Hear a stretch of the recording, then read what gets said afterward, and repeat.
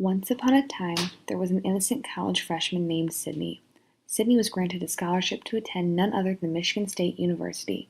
She was very excited to start this new chapter in her life. She packed up all of her things from home, although it wasn't much, and was ready to meet her new roommates and friends. Later that day, Sydney arrived in her new dorm room. Sydney's room was smaller than the rest because it was all her scholarship would cover.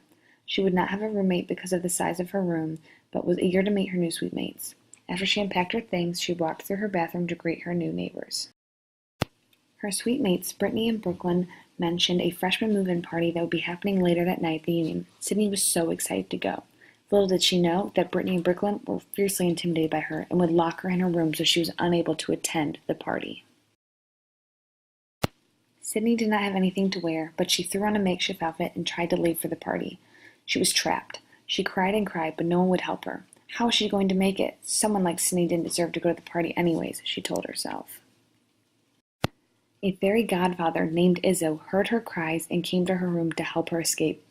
He turned her into the most beautiful princess to attend the party for the freshman welcome.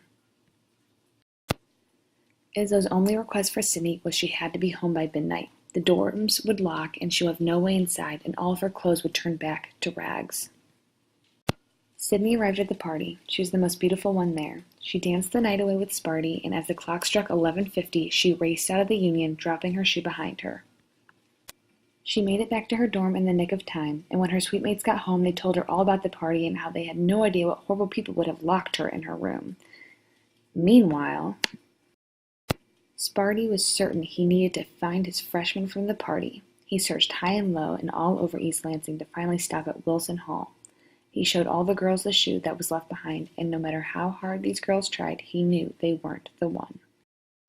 As he approached the 7th floor, he was about to give up when he came across the last little room in the hall. There sat Sydney studying for her bio exam.